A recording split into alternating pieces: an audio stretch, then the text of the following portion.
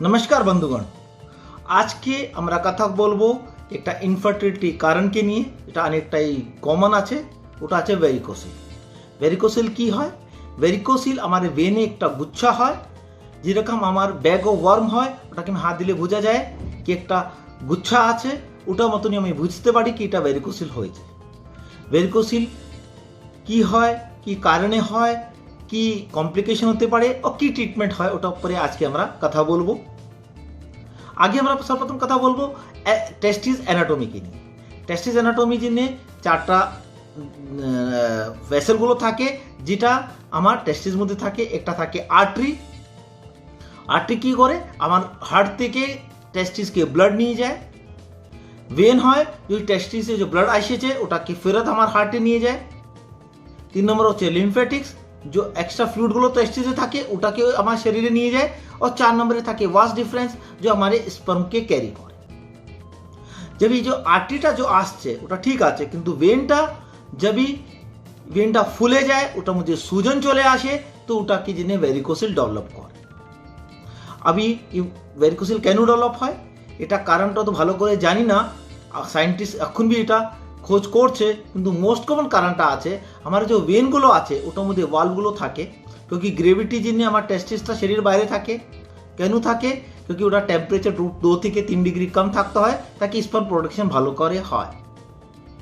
ওটা জেনে কি হয় যে আমার যে টেস্টিসগুলো আছে ওখান থেকে যে ব্লাড উপরে আসছে, বিকজ অফ গ্রেভিটি এই ব্লাডটা উপরে যেতে পারে না, কিন্তু যে ব্লাড উপরে চলে যায় ওটা ফেরত না আসতে পারে, ওটা জেনে ভেন মধ্যে ভালভগুলো থাকে, এই ব্লাডটাকে ফেরত আসতে দেয় না। जब ये वाल्वগুলো খারাপ হয়ে যায়, নষ্ট হয়ে যায়, তো ভেরিকোসিল ডেভেলপ করে, क्योंकि ব্লাডটা উপরে যেতে পারে না।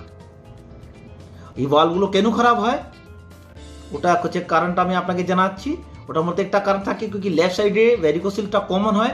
কেন? লেফট সাইডে ভেনগুলো যে আছে একটা অ্যাকিউট অ্যাঙ্গেলে কিডনি যে ভেসেল আছে, কিডনির যে শিরা আছে ওটার মধ্যে গিয়ে খুলে, ওটার জন্য ওটার মধ্যে প্রেশার বেশি থাকে, এই জন্য লেফট সাইডে ভেরিকোসিল কমনলি দেখা যায়।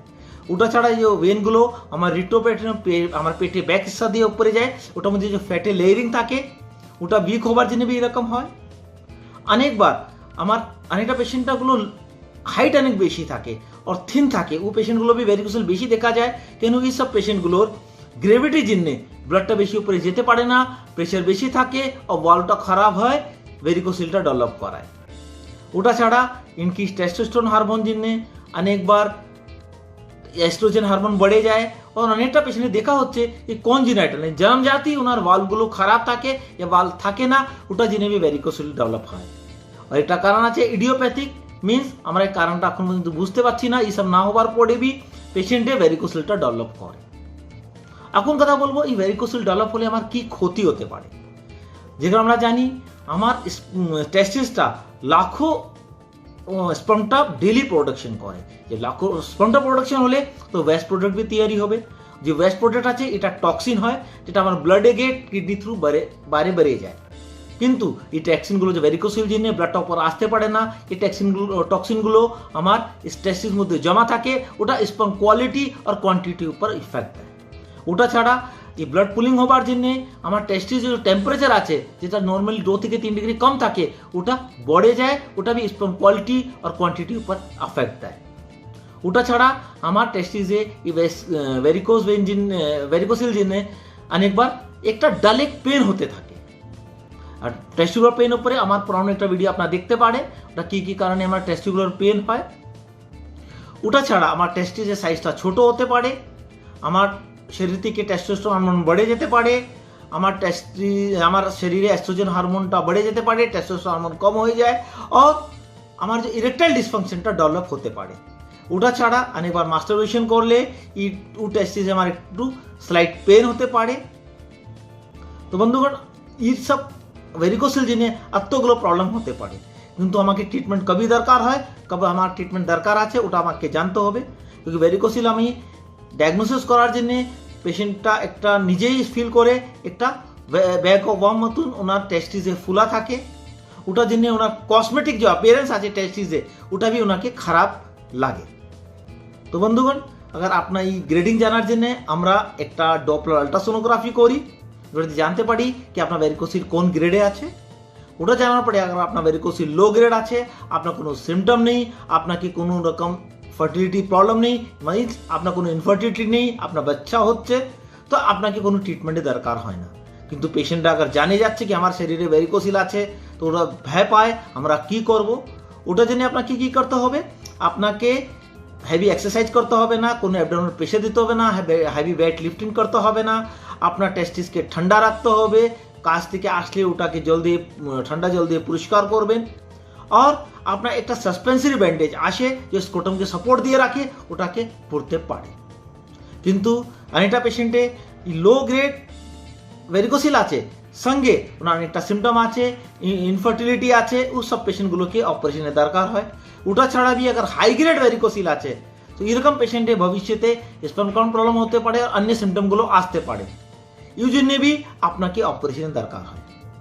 এটা ট্রিটমেন্ট কি আছে আপনাকে এটা একটু ভালো করে জানাতে চাই। ভেরিকোসিলে কোনো মেডিকেল ট্রিটমেন্ট নেই, কোনো মেডিসিন দিয়ে ঠিক হয় না। আমার কাছে অনেকগুলো পেশেন্ট আসে যেটা হোমিওপ্যাথি কাজে 2-3 वर्ष समय नष्ट করে, আয়ুর্বেদ মধ্যে समय नष्ट করে, और আসে কি ভেরিকোসিল ঠিক হয়নি, তারপরে ওনার অনেকটা কমপ্লিকেশন স্টার্ট হয়ে যায়, পেন স্টার্ট হয়ে যায়, ইনফার্টিলিটি ডেভেলপ হয়ে যায়, স্পার্মের কাউন্টগুলো অনেকটাই খারাপ হয়ে যায়। তো বন্ধুগণ, ভেরিকোসিলে একটাই ট্রিটমেন্ট আছে সার্জিক্যাল।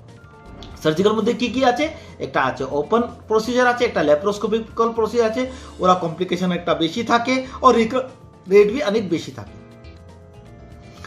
একটা ট্রিটমেন্ট আছে এম্বুলাইজেশন অফ ভেন্স, এম্বুলাইজেশন ভেন করলে পেশেন্টে কন্ট্রাস্ট দিতে হয় ও রেডিয়েশন নিতে হয়। তো বেস্ট ট্রিটমেন্ট কি আছে, মাইক্রোস্কোপিক ভেরিকোসিলেক্টমি। ওটা আমরা সব ইনগুইনাল প্রসিজার থ্রু একটু 1 সেন্টিমিটার ইনসিজন দিয়ে করি। ওটার মধ্যে আমরা দেখতে পাই কোন কোন ভেনটা আছে যেটা দিয়ে ভেরিকোসিল ডেভেলপ হয়েছে, এই ভেনগুলোকে আমরা টাই করে বেঁধে দিই। ওটা ছাড়া আমরা আর্ট্রিকে বুঝতে পারি, আর্ট্রিকে ইঞ্জুরি হয় না, তো কমপ্লিকেশন হয় না, টেস্টিসে কোনো ড্যামেজ হয় না, আর লিম্ফেটিক্স भी বাঁচাতে পারি, যেটা দিয়ে ভবিষ্যতে আপনার হাইড্রোসিল হবে না। তো বন্ধুগণ, আজকে আমরা কথা বলেছি ভেরিকোসিলকে নিয়ে। তো ভেরিকোসিলকে নিয়ে আমার কাছে অনেকটা ইয়াং পেশেন্ট গ্রুপ আসছে, যেটা দিয়ে আমরা দেখতে পাচ্ছি কি ইনফার্টিলিটির একটা মেন কারণ আছে। তো আপনাকে এই ভিডিওটা ভালো লাগেছে, ওটাকে শেয়ার করবেন, সাবস্ক্রাইব করবেন, লাইক করবেন। নমস্কার।